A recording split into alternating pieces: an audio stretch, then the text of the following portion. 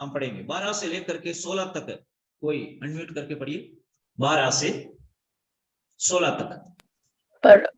पढ़े बस। पढ़िए पढ़िए।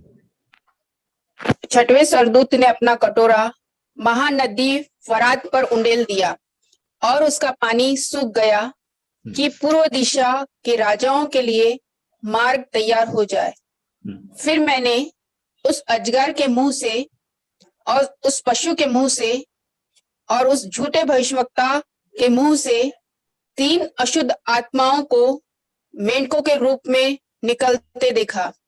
ये चिन्ह दिखाने वाली दुष्टात्माएं हैं जो सारे संसार के राजाओं के पास से निकलकर इसलिए जाती है कि उन्हें सर्वशक्तिमान परमेश्वर के उस बड़े दिन की लड़ाई के लिए इकट्ठा करे।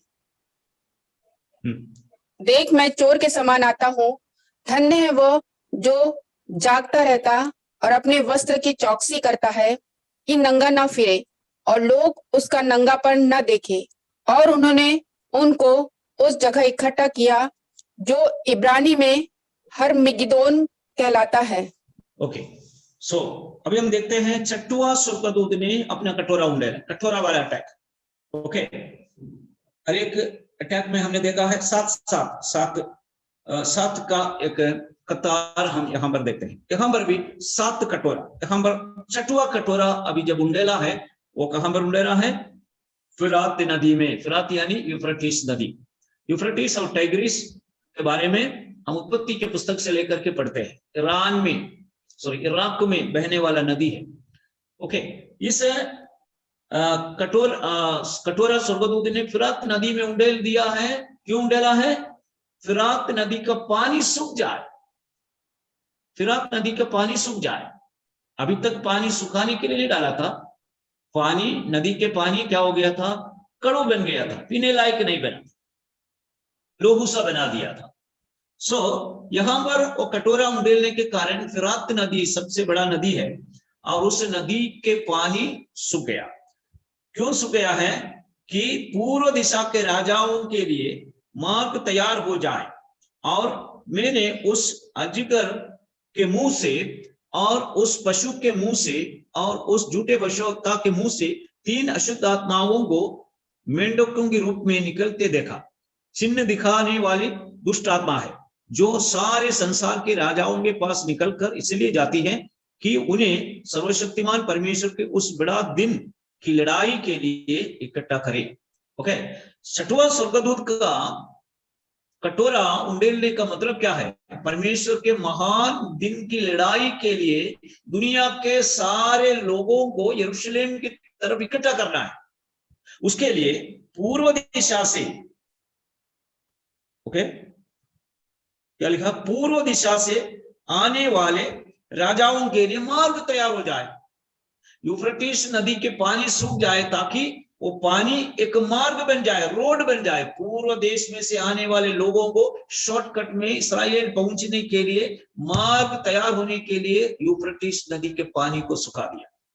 ओके, दुष्ट आत्मा निकल करके, मेंढक के समान दुष्ट आत्मा निकलते हुए पशु के मुंह से, पशु यानी मसीह विरोधी, उनके मुंह से दुष्ट आत्माएं निकलते हैं समस्त दुनिया में जाकर के दुनिया के राजाओं को अंतिम दिन की लड़ाई के लिए यरूशलेम के विरुद्ध में इकट्ठे करना। इन राजाओं को या सेनाओं को, राज्यों को, उनकी मिलिट्री को यरूशलेम के विरुद्ध में लड़ने के लिए जमा करने का कार्य दुष्ट आत्मा ने किया। समस्त दुनिया के सेना वहां पर आ रहा है, लेकिन उनको आने के लिए पूर्व से आने वाले राजाओं को मार्ग बनने के लिए यूफ्रेटिस नदी सूख गया। वो यूफ्रेटिस नदी से होकर के वो रास्ता बन जाता है, वहां से पूर्व के राजा लोग आते हैं। कौन कौन है पूर्व के राजा लोग?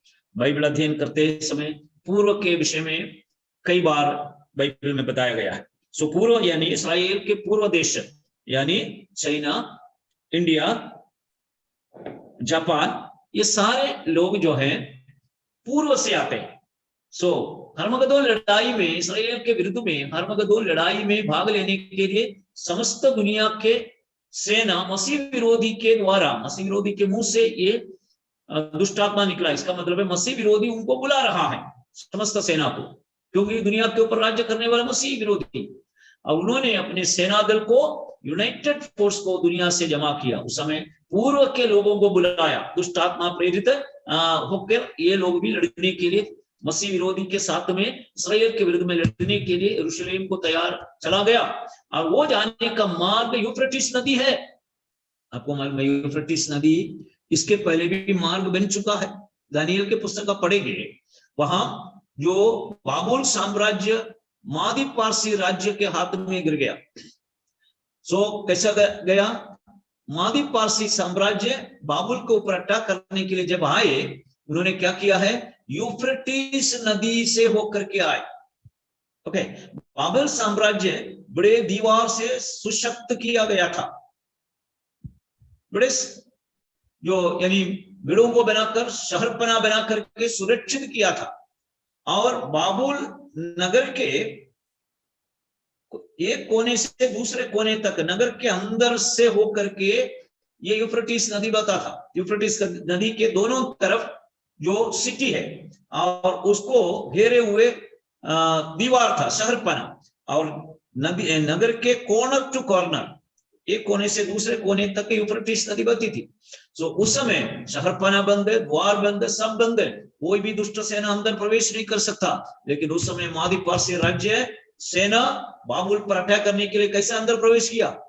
ये दीवार से सुरक्षित है, गढ़ों से सुरक्षित है, दरवाजा मजबूत है, कोई भी दुष्ट शक्ति सेना अंदर प्रवेश नहीं कर सकता। लेकिन उस दिन उन्होंने क्या किया? यूफ्रेटिस नदी के कॉर्नर टू कॉर्नर अंदर से बहने वाला नदी को और बाहर से डाइवर्ट कर दिया। नदी के बहना दूसरे साइड में डाइवर्ट करके पानी छोड़ दिया। सिटी के बाहर से यूफ्रेटिस नदी को दूसरी एरिया में डाइवर्ट कर दिया, पानी को बाहर दूसरे साइड में बहने दिया और पानी नदी दूसरा साइड में पकड़कर बहने लगा। और अंदर के बाबुल के अंदर के जो यूफ्रेटिस नदी का पानी सूख जाने के कारण या दूसरी दिशा में बह जाने के कारण वही मार्ग से होकर के मादी पारसी राज्य जो बाबुल के अंदर में प्रवेश किया और बाबुल के राजाओं को उस दिन वध किया। दानियल के पुस्तक आप पढ़िए, वहां पर लिखा हुआ है।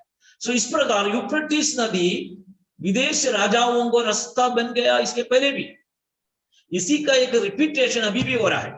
अंतिम दिन की लड़ाई यानी हरमगदोन लड़ाई, मगिदो पर्वत की तराई में जमा हो जाते, इसलिए उसको हरमगिदो लड़ाई बोलते हैं।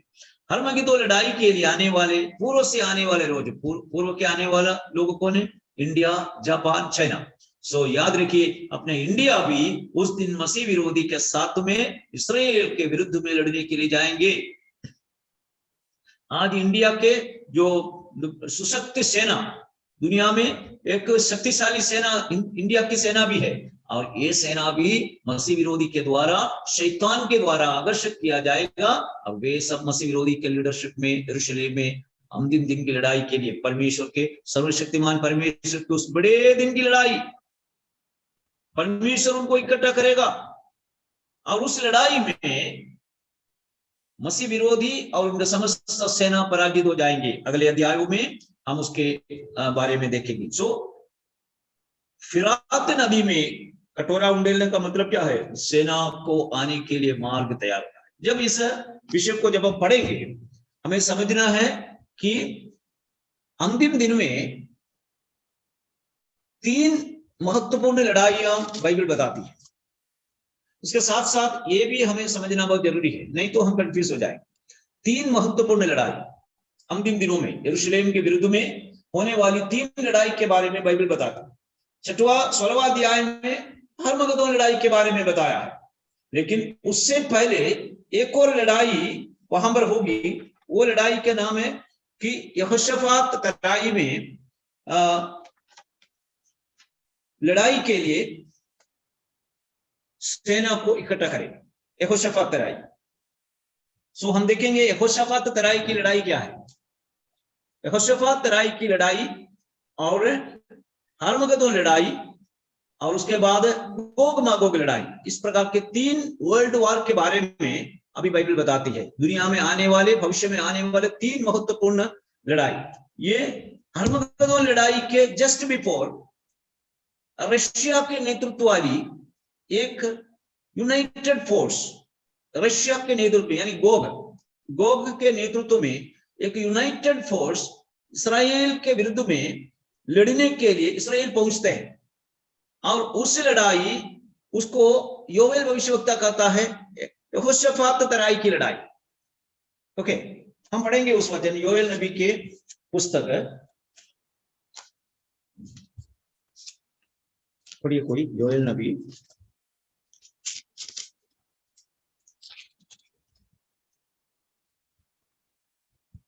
तीसरा अध्याय पहला दूसरा वचन पढ़िए। क्योंकि सुनो, जिन दिनों में और जिस समय मैं यहूदा और यरूशलेम वासियों को बंधुआई से लौटा ले आऊंगा, उस समय मैं सब जातियों को इकट्ठा करके यहोशापात की तराई में ले आऊंगा, और वहां उनके साथ अपनी प्रजा अर्थात अपने निज भाग इज़राइल के विषय में, जिसे उन्होंने जाति जाति में तितर बितर करके मेरे देश को बांट लिया है, उनसे मुकदमा लड़ूंगा। उन्होंने तो मेरी बस यहाँ पर हम देखते हैं यहोशापात तराई में सेना चले आएगी यरूशलेम के विरुद्ध में लड़ने के लिए। यरूशलेम के विरुद्ध में लड़ने के लिए यहोशापात तराई में एक सेना गोग के लीडरशिप में आएंगे। उसके डिटेल में हम पढ़ेंगे एजेकियल नबी के पुस्तक है, उसका 38वां अध्याय में हम देखेंगे, 2-3 वचन पढ़ेंगे। एजेकियल नबी के पुस्तक 38वां अध्याय पढ़िए।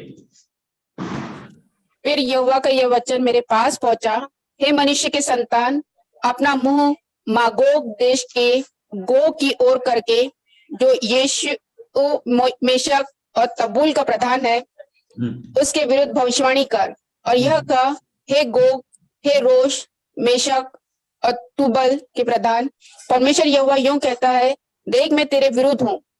ओके, बस रुके, अब एक दिन वचन पढ़ना है। ओके, मैं नाम लूंगा, पढ़ना है पूरा 38वां अध्याय आपको पढ़ना है। वहां पर आपको पता चलेगा गोग यानी रशिया को दर्शाता है। ओके, सो गोग के नेतृत्व में एक सेना, एक यूनाइटेड फोर्स यरूशलेम के ओर आ रहा है, वो लड़ने के लिए। पहले हमने 16वां अध्याय प्रकाशित वाक्य में पढ़ा है अंतिम दिन की लड़ाई, जो हरमगदोन लड़ाई है। वो हरमगदोन लड़ाई में मसीह विरोधी के लीडरशिप में लोग यरूशलेम के विरुद्ध में लड़ने के लिए इकट्ठे होंगे। ये दोनों लड़ाई साथ साथ होंगे।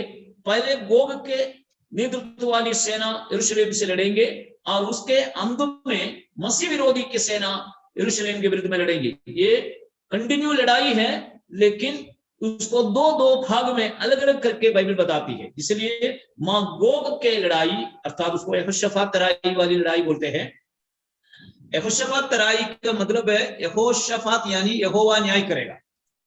सो यहोवा ये गोग के ऊपर में न्याय करने के लिए उनको यरूशलेम में बुलाकर लाया है। परमेश्वर ने उनको वहां पर बुलाकर लाया है, क्योंकि रशिया के ऊपर में, उनके समस्त फोर्स के ऊपर में परमेश्वर का न्याय करना है। इसलिए गोग यरूशलेम में आएंगे, अर्थात रशिया और उनके नेतृत्व वाली सेना, यूनाइटेड फोर्स, ओके, उनके अलीस सब मिलकर के लड़ने के लिए आएंगे। वो लड़ाई के अंत में मसीह विरोधी की लड़ाई आरंभ हो जाएगी। दोनों दो लड़ाई है, दो लीडरशिप है। सो उसको हम एजेकियल नबी के पुस्तक और प्रकाशित वाक्य के पुस्तक को मिलाकर के पढ़े तो आपको पता चलेगा। ये दोनों का दोनों अलग अलग फोर्स है, उसके अंजाम अलग अलग है। दोनों एक लड़ाई नहीं है, दो लड़ाई है, लेकिन ये दोनों मिलाकर के हम कहते हैं अंतिम दिनों की लड़ाई। ओके, अर्थात मैं शॉर्ट में आपको बता रहा हूं कि गोग अर्थात रशिया यरूशलेम के ऊपर अटैक करने के लिए इसलिए आते हैं, और यरूशलेम को कब्जा करके वहां के जो संपत्ति को लूटने के लिए। हम उस वचन को पढ़ेंगे एजेकियल नबी के पुस्तक 38वां अध्याय 11वां पद। गिरीश पढ़िए 38वां अध्याय 11 पद।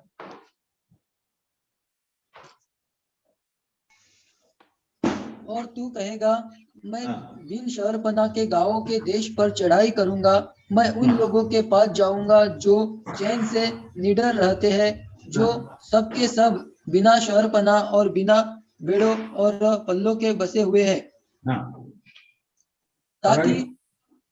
ताकि छीनकर तू उन्हें लूटे और अपना हाथ उन खंडरों पर बढ़ाए जो फिर बसाए गए, और उन लोगों के विरुद्ध जाए जो जातियों में से इकट्ठे हुए थे। और पृथ्वी की नाभि पर बसे हुए पशु और अन्य संपत्ति रखते हैं। हाँ बस। सो पशु और अन्य संपत्ति, यरूशलेम की संपत्ति को लूटने के लिए, हम उस पर तस्करी करने के लिए या लूट करके उनकी प्रोस्पेरिटी को ले जाने के लिए, अपहरण करने के लिए रशिया के नेतृत्व वाली यूनाइटेड फोर्स उस दिन आएंगे। उस लड़ाई को यहोशाफात तराई वाली लड़ाई कहते हैं। यहोशाफात करके एक तराई आज यरूशलेम में नहीं है।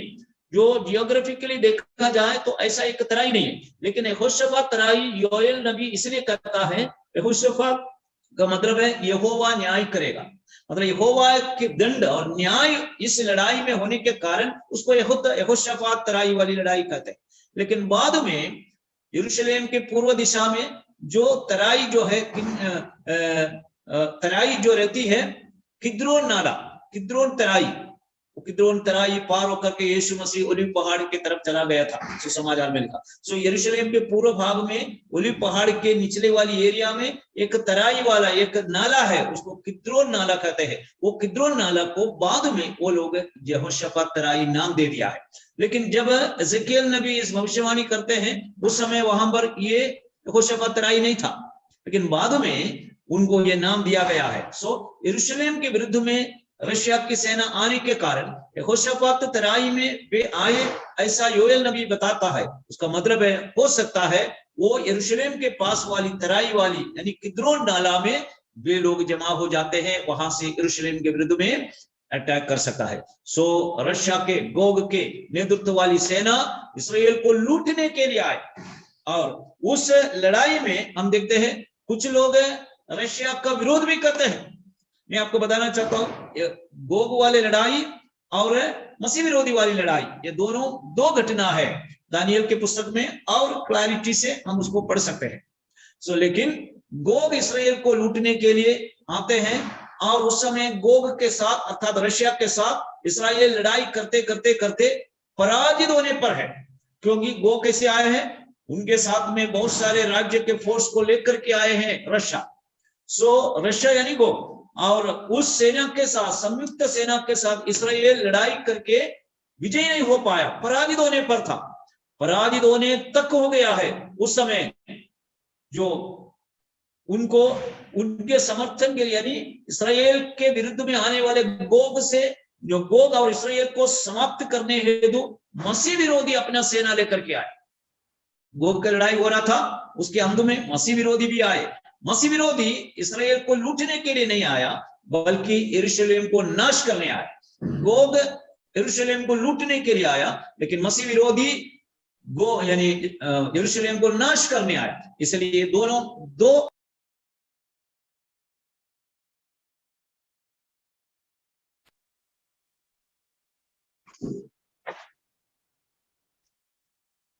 हम देखते हैं दोनों लड़ाई को, थोड़ा सा मन लगाएं तब आपको पता चलेगा। दोनों लड़ाई को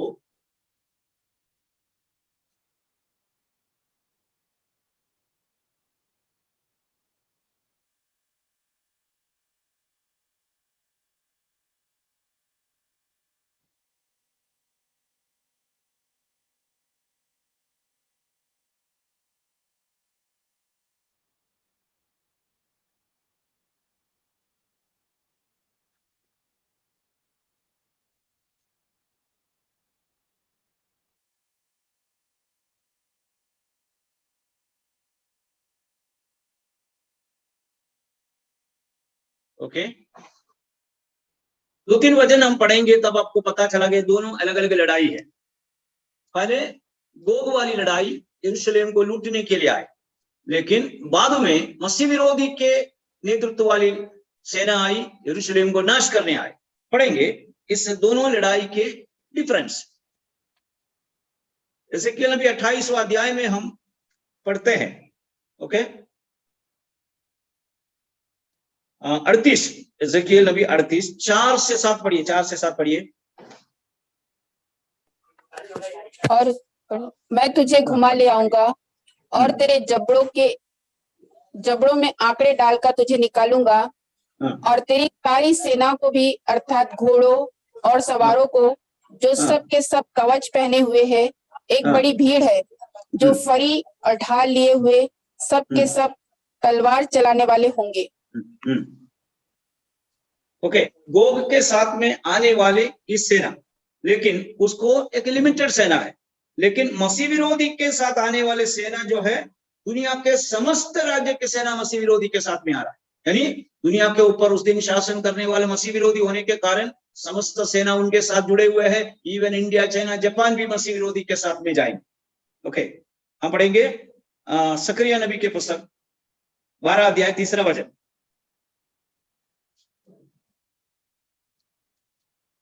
सकरिया नबी के पुस्तक 12 अध्याय 3 वचन। और उस समय पृथ्वी की सारी जातियां यरूशलेम के विरुद्ध इकट्ठी होगी।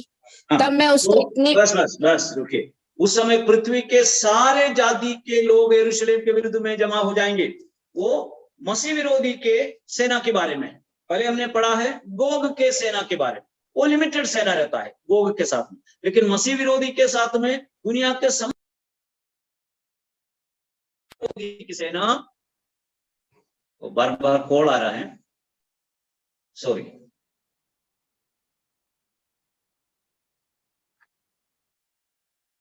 ओके, सो मसीह विरोधी के सेना दुनिया के समस्त सेना को लेकर के आते हैं।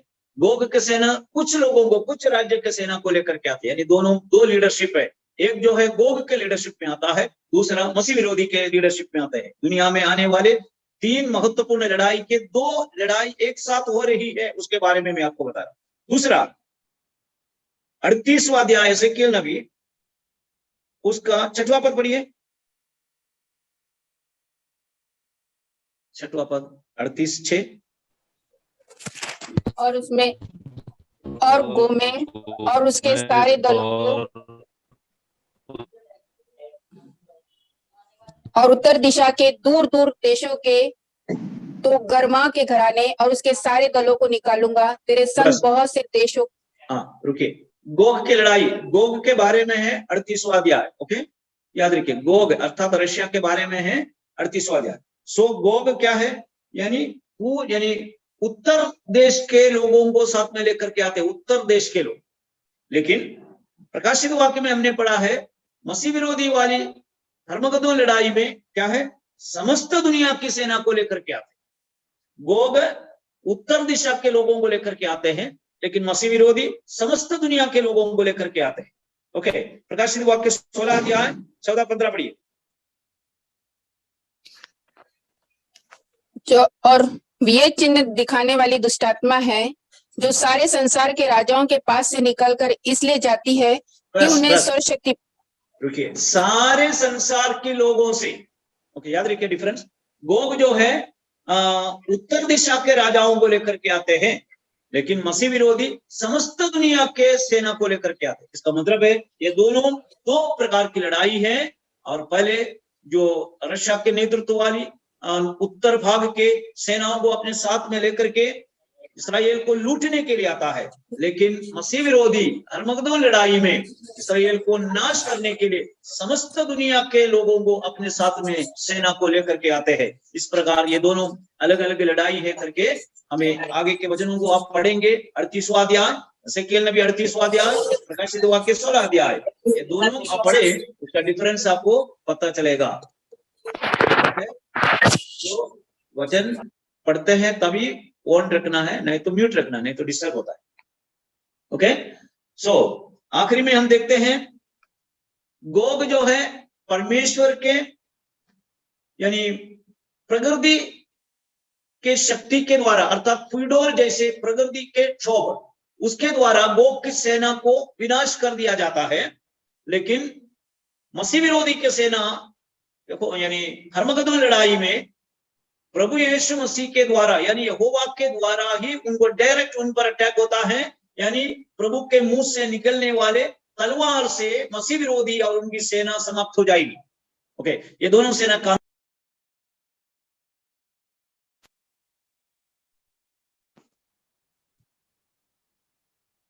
जस्ट अ मिनट, एक कॉल बार बार आ रहा है, 1 मिनट। हेलो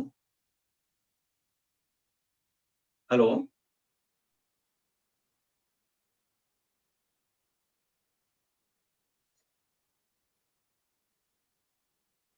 अच्छा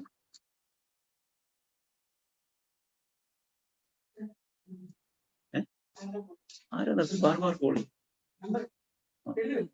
बेंगलुरु में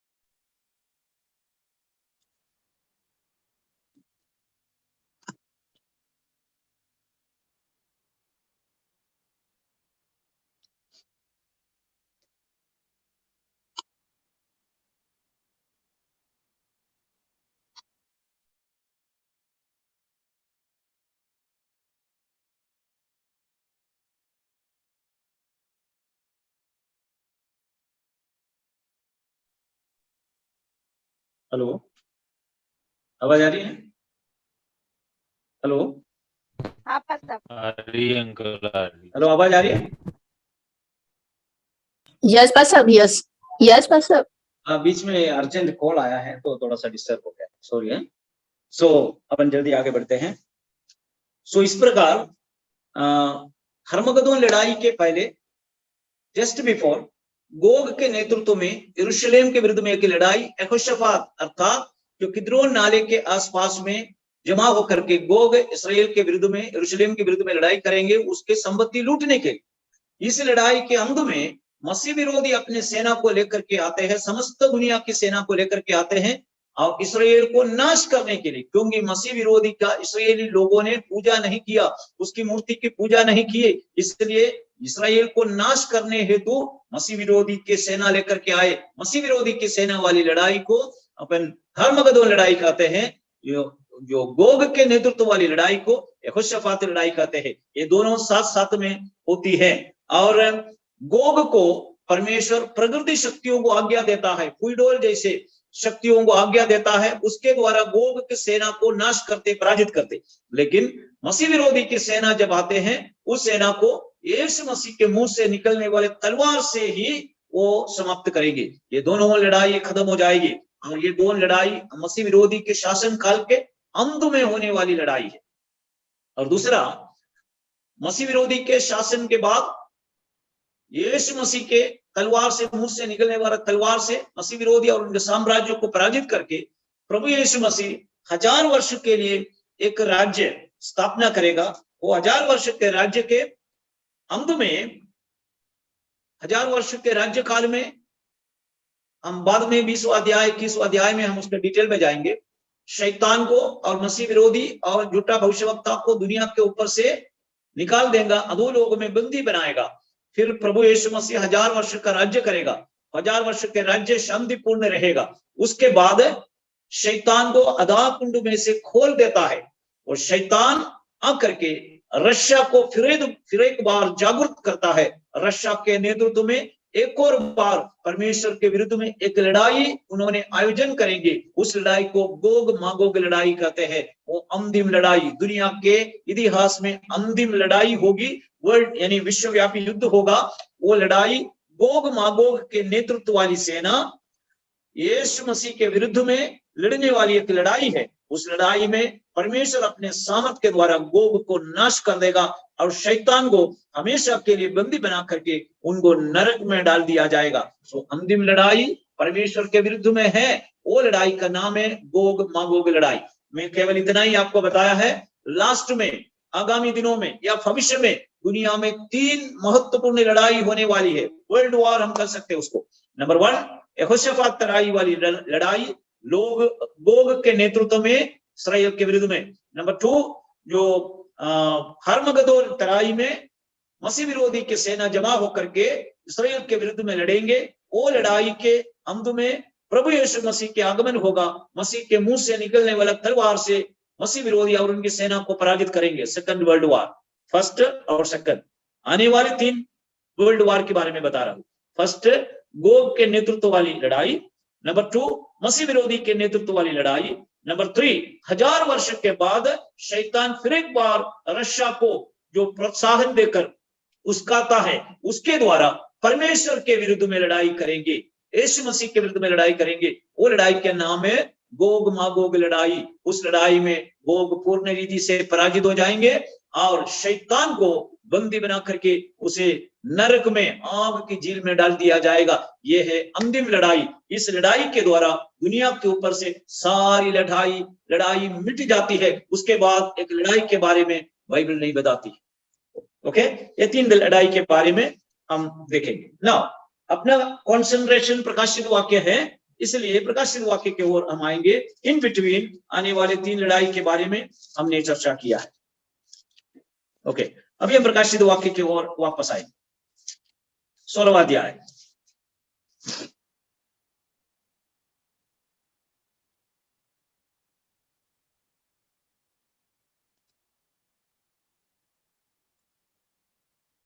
हर्मगदोन लड़ाई के पश्चात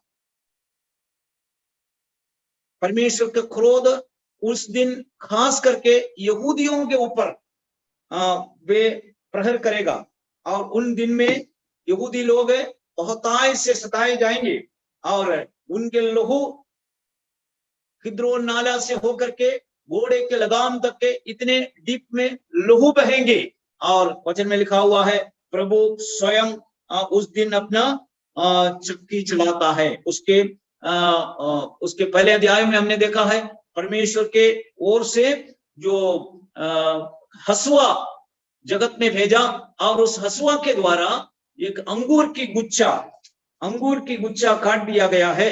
अंगूर की गुच्छा जो है यहूदी लोगों को दर्शाता है। यहूदी लोग, पढ़िएगा उस वजह 14 अध्याय के 18 पद। फिर एक और स्वर्गदूत जिसे आग पर अधिकार था वेदी में से निकला और जिसके पास चोखा हसुआ था उससे ऊंचे शब्द से कहा, अपना चोखा हसुआ लगाकर पृथ्वी की दाखलता के गुच्छे काट ले, क्योंकि उसकी दाखलता की गुच्छा काट दे। दाखलता कौन है? दाखलता इस्राएल जाति को दर्शाता है। और आगे पढ़िए। क्योंकि उसकी दाख पक चुकी है। तब उस स्वर्गदूत ने पृथ्वी पर अपना हसुआ लगाया और पृथ्वी की दाखलता का फल काटकर अपने परमेश्वर के प्रकोप के बड़े रसकुंड में डाल दिया। सो गुच्छा यानी हसुआ से उस अंगूर की गुच्छा काट करके परमेश्वर के क्रोध के रस कुंड में डाल दिया। इसका मतलब है अंगूर की यानी दाखलता इस्राएल जाति को दर्शाता है। अंतिम दिन में उस लड़ाई के बीच में परमेश्वर इस्राएल को सताएंगे, क्योंकि उनके वहां पर लिखा हुआ है उस दिन उनके लहू इतने घने यानी नदी समान बहेंगे। 20वां वचन पढ़िए, 20वां वचन। और नगर के बाहर उस रस कुंड में दाख रौंदे गए और रस कुंड में से इतना लहू निकला कि घोड़ों की लगामों तक पहुंचा और 100 कुस तक बह गया। घोड़ों की लगाम तक इतने डीप में लहू की नदी उस दिन बहेंगे। यहूदियों की लहू। कारण क्या है? परमेश्वर का प्रतिकार का दिन है, उसका रिवेंज का दिन है। कारण पिलातुस के सामने वे लोग यीशु मसीह के प्रति ऐसा चिल्लाया कि यीशु मसीह का लहू हमारे ऊपर या हमारे संतान के ऊपर आने दो, लेकिन यीशु निर्दोष व्यक्ति को सूलीब पर चढ़ाने का मांग किया। सो अभी मेमने का प्रतिकार का दिन है, उसका आमीन प्रतिकार उनके ऊपर में आ गया है। और वो मसीह लोग यानी यहूदी लोग इतना सताए जाएंगे, उनके लहू बड़े नदी समान बहेंगे। सो ये अंतिम दिन की लड़ाई अर्थात यहोशापात की लड़ाई के अंत में होने वाली घटना है। और उस दिन यहूदी लोग पूर्ण रीति से पराजित हो जाएंगे, उनके लहू इतना बहेंगे। सो इस समय यहूदी लोग पराजित होते होते खत्म होते होते उन्होंने जकरिया नबी के पुस्तक में बताया है, जिनको उन्होंने भेदा उसके ओर फिरेंगे और मदद मांगेंगे, अर्थात यीशु मसीह की ओर मन फिराकर मदद मांगेंगे। उस समय यीशु मसीह उतर आएंगे और इस मसीह विरोधी की सेना को समाप्त करें। सो इस प्रकार अर्मगदोन लड़ाई वहां पर समाप्त होगी। सो अर्मगदोन लड़ाई के साथ साथ होने वाली अगले घटनाओं के बारे में हम अगले अध्यायों में देखते हैं। ओके, एक और घटना उस अंतिम लड़ाई के अर्मगदोन लड़ाई के अंत में होगा, उसका वर्णन 17 वचन से लेकर 16वां अध्याय का 17 वचन से लेकर 21वां वचन तक उसका वर्णन किया गया है। पढ़िए 16 का 17 से 21। सातवें स्वर्गदूत ने अपना कटोरा हवा पर उंडेल दिया और मंदिर के सिंहासन से यह बड़ा शब्द हुआ, हो चुका। फिर बिजलियां चमकी और शब्द और गर्जन हुए और एक ऐसा बड़ा भूकंप आया कि जब से मनुष्य की उत्पत्ति पृथ्वी पर हुई तब से ऐसा बड़ा भूकंप कभी ना आया था। इससे उस बड़े नगर के 3 टुकड़े हो गए और जाति जाति के नगर गिर पड़े। और बड़े बेबीलोन का स्मरण परमेश्वर के यहाँ हुआ कि वह अपने क्रोध की जलजलाहट की मदिरा उसे पिलाए। और हर एक टापू अपनी जगह से टल गया और पहाड़ों को पता न चला।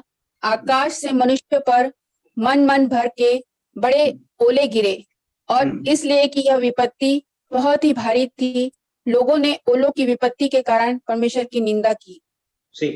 महान क्लेश के अंतिम में होने वाली अर्मगदोन लड़ाई के अंत में परमेश्वर डायरेक्ट मनुष्य जाति को या इस बड़ी सेना को सताने के लिए यहाँ पर उपयोग करने वाले शक्तियां हैं भूडोल। भूडोल के द्वारा लोग नाश हो जाएंगे। महानगर यहाँ पर जो बताया है वो यरूशलेम है। यरूशलेम 3 टुकड़े में बढ़ जाएंगे। भूडोल के कारण वो नगर 3 टुकड़े में बढ़ जाएंगे। और उतना ही नहीं, वहां लिखा हुआ है बड़े बड़े ओले, ओले मतलब है बड़े बड़े पत्थर समान ओले गिरेंगे और उसके द्वारा बहुत बड़ा नुकसान, अनेक लोग मरेंगे। इस प्रकार अंतिम लड़ाई के अंत होगा। सो अर्मगदोन लड़ाई के अंत में परमेश्वर अपना क्रोध का जलवा दिखा रहा है।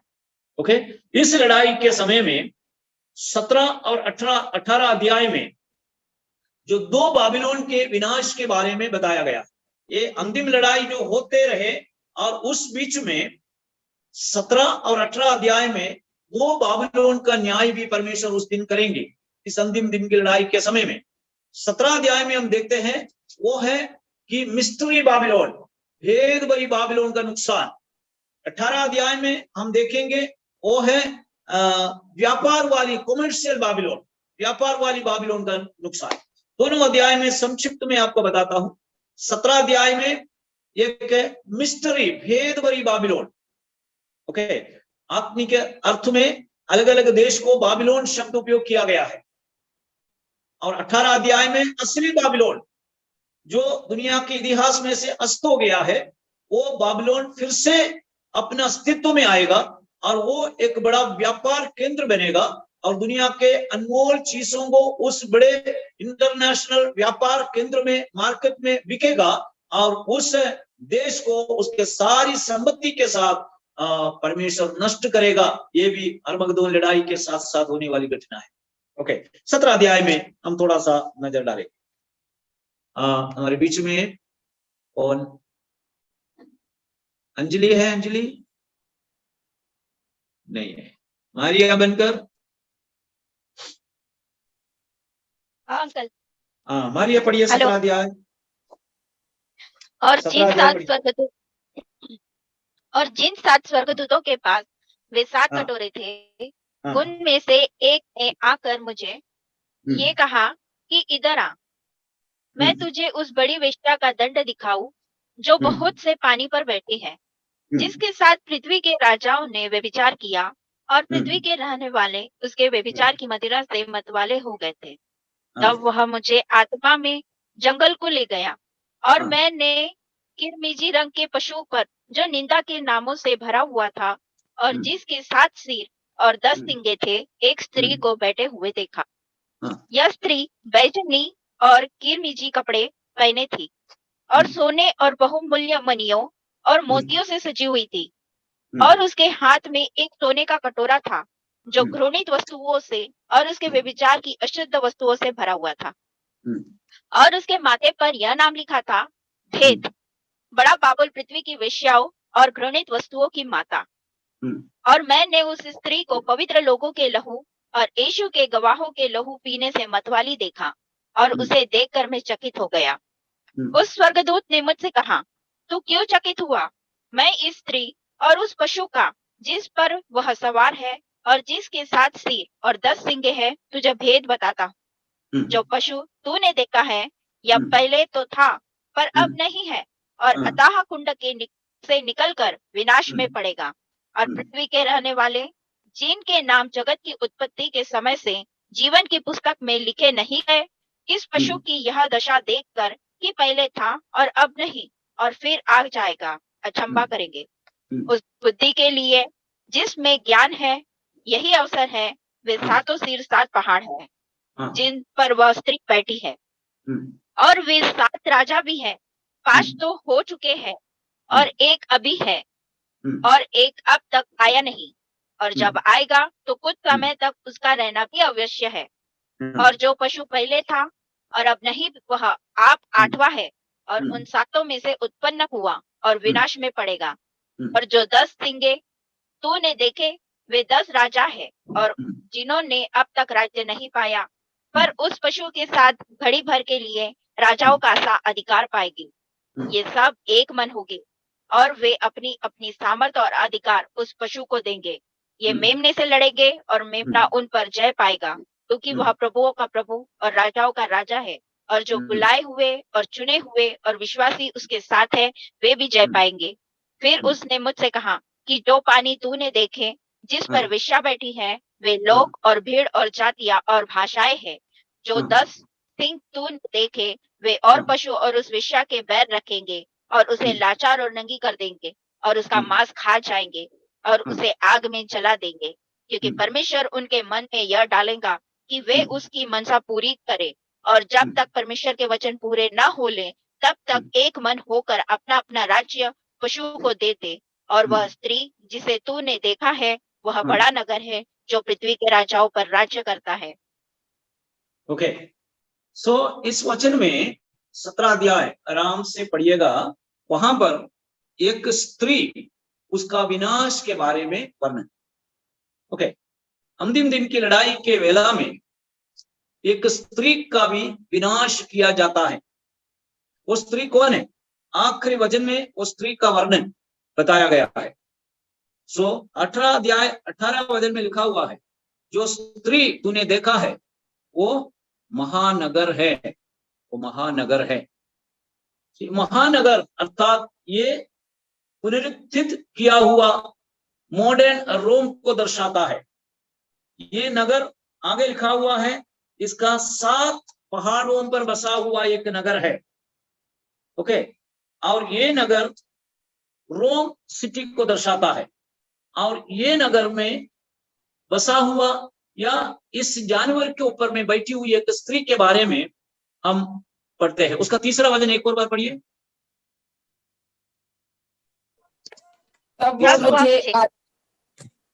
तब वह मुझे आत्मा में जंगल को ले गया, और मैंने किरमिजी रंग के पशु और जो निंदा के नामों से भरा हुआ था और जिसके 7 सिर 10 सींग थे, 7 सिर।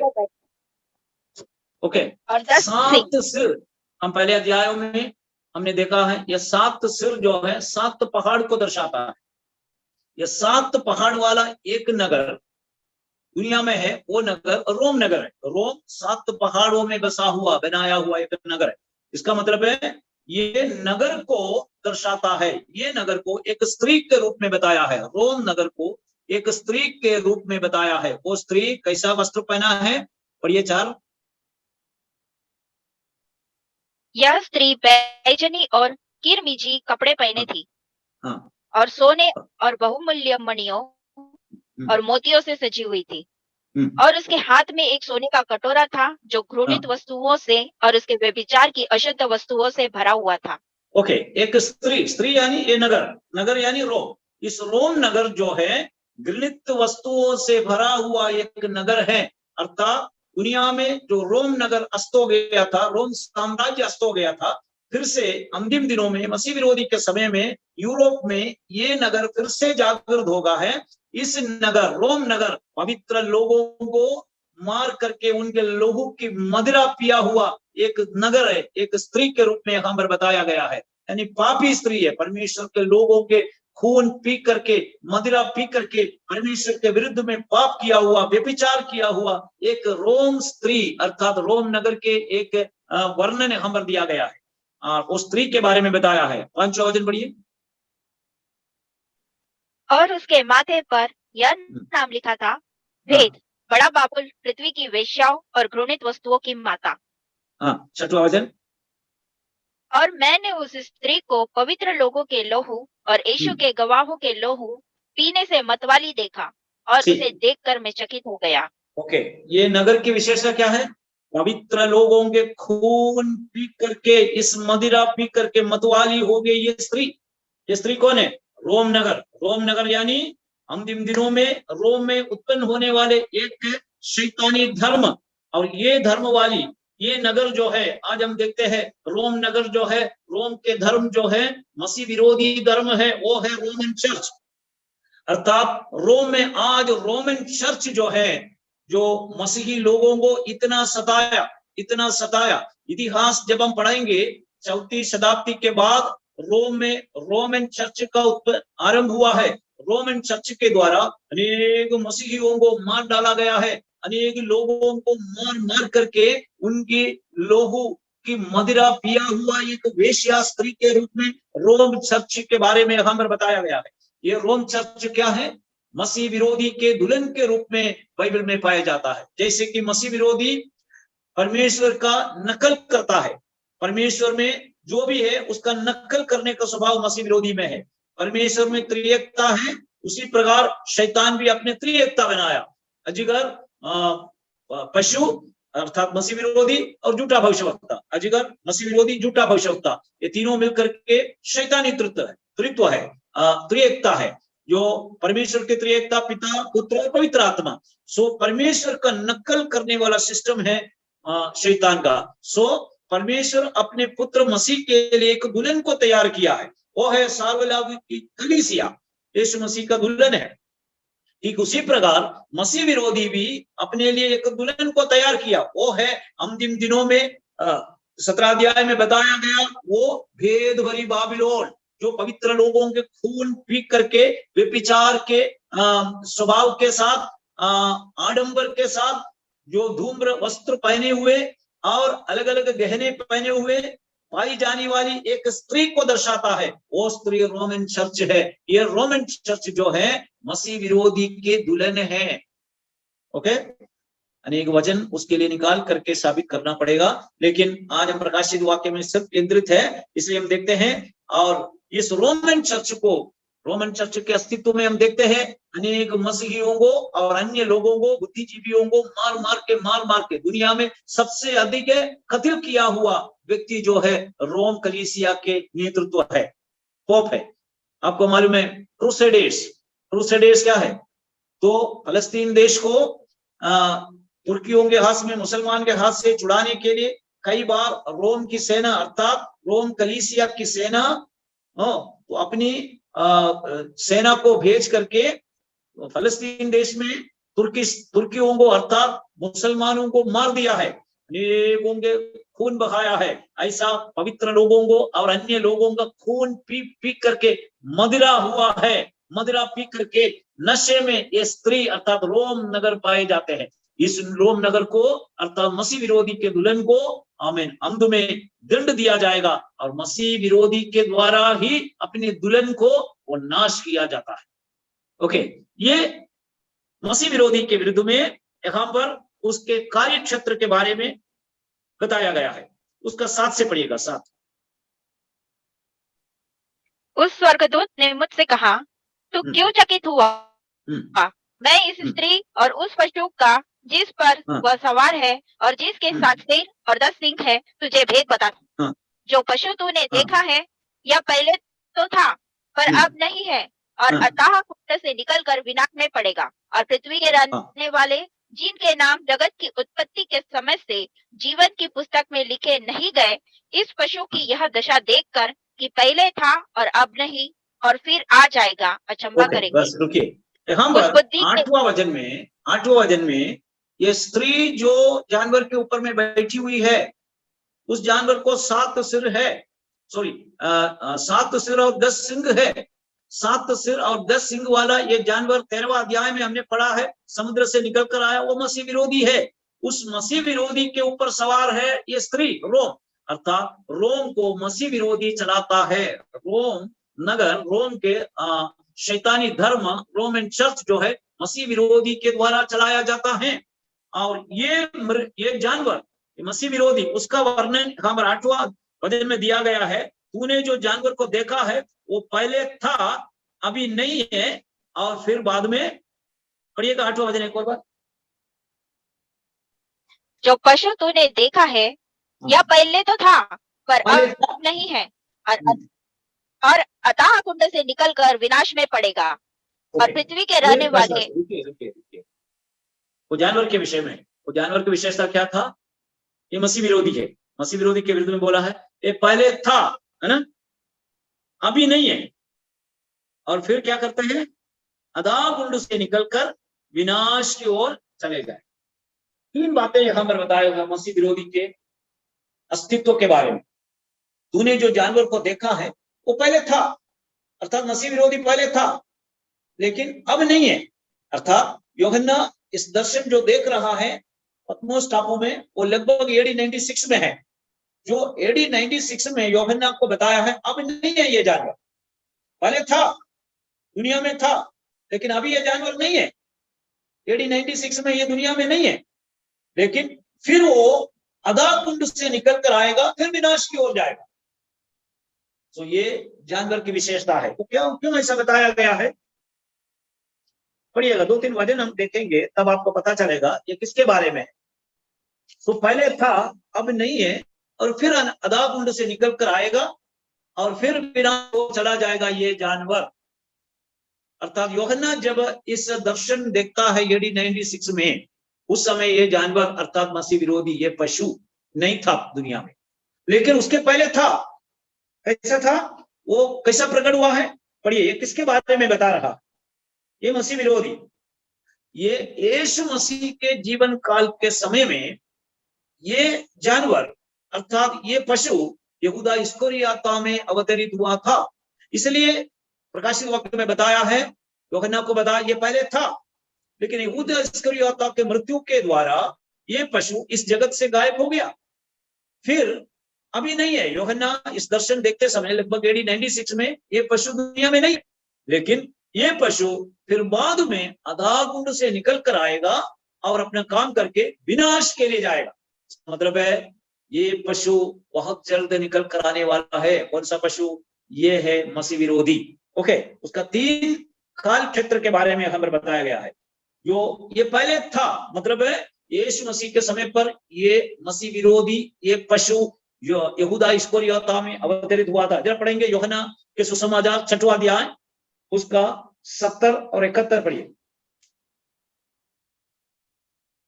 यूहन्ना 6वां अध्याय 70 और 71।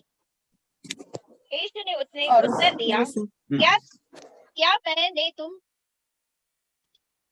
12 को नहीं चुन लिया? तो भी तुम में से एक व्यक्ति शैतान है। यीशु ने कहा, उसने बस रुकिए, यीशु ने कहा मैं 12 को चुन लिया, लेकिन उसमें से एक तो शैतान है। इसके बारे में, यहूदा इस्करियोता के बारे में। ओके, यहूदा इस्करियोता में ये शैतान अवतरित हुआ, प्रकट हुआ, अर्थात मसीह विरोधी प्रकट हुआ था। पढ़िए यूहन्ना 13 अध्याय उसका 27 पढ़िए, यूहन्ना 13 का 27। और टुकड़ा लेते ही शैतान हाँ। उसमें समा गया। टुकड़ा लेते ही शैतान उसमें समा गया। किसमें? यहूदा इस्करियोता में। टुकड़ा यानी क्या? प्रभु भोज के समय में यीशु मसीह टुकड़ा यहूदा इस्करियोता को दिया। टुकड़ा लेते ही शैतान उसमें समा गया, अर्थात यहूदा इस्करियोता में ये मसीह विरोधी यीशु के सेवा काल में अवतरित हुआ था।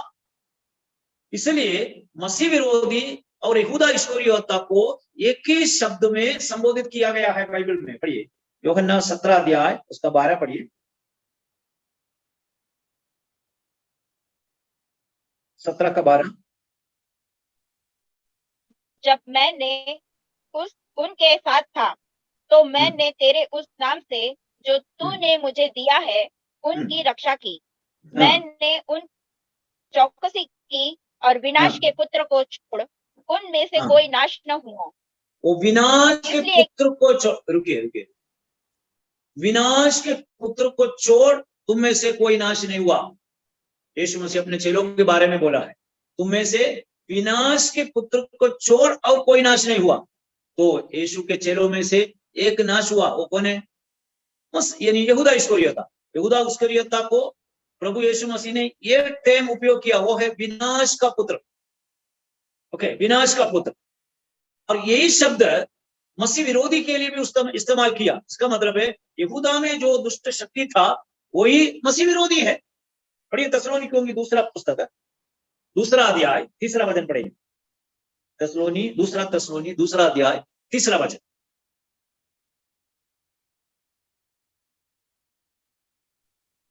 किसी रीति से किसी के धोखे में न आना, क्योंकि वह दिन न आएगा जब तक धर्म का त्याग न हो ले और वह पाप का पुरुष अर्थात विनाश का पुत्र प्रकट। पाप का पुरुष अर्थात विनाश का पुत्र, पढ़िए विनाश का पुत्र,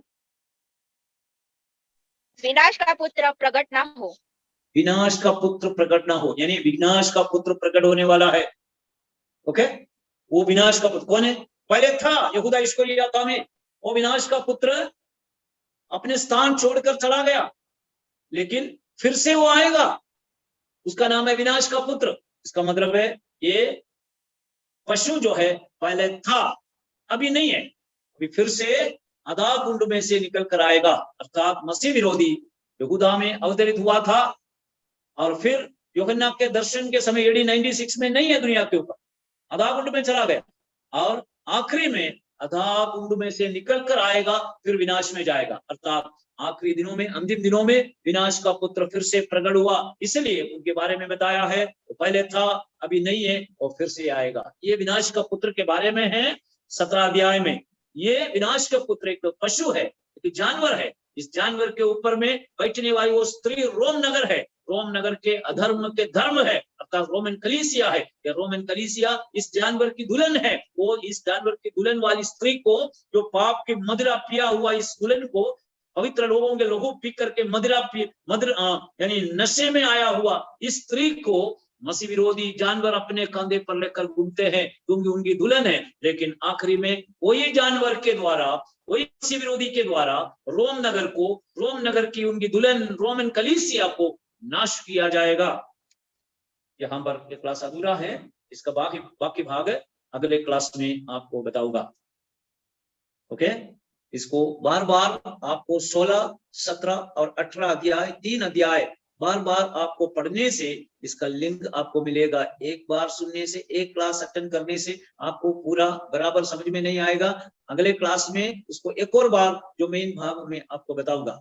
सो यहाँ पर आज के क्लास को समाप्त करेंगे। आशा करता हूँ कुछ तो भी आपको समझ में आया।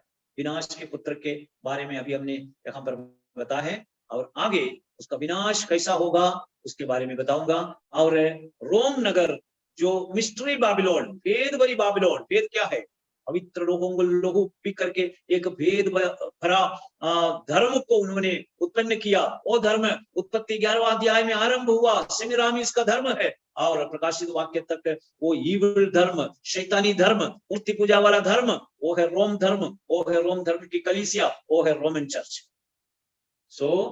इस चर्च कलीसिया, इस चर्च जो है मसीह विरोधी के दुल्हन के रूप में मसीह विरोधी तैयार किया है। इसलिए रोमन चर्च के अंदर के सारी सिद्धांत आप देखिए 99% सिद्धांत बाइबल के विरुद्ध में है। कारण क्या है? ये ईविल धर्म है, सेमीरामिस का धर्म है, उत्पत्ति 11 अध्याय से शुरू हुआ है और आज तक कायम है। ये मसीह विरोधी अंतिम लड़ाई के समय में स्वयं होकर के उनकी दुल्हन रोम धर्म को नाश करेगा। उसका आखिरी वचन में हमने पढ़ा है कि वो नगर रोम नगर है, वो स्त्री वो नगर है। ओके, यहाँ पर आज हम समाप्त करेंगे। अगले क्लास में उसका और कुछ क्लैरिफिकेशन हम देखेंगे।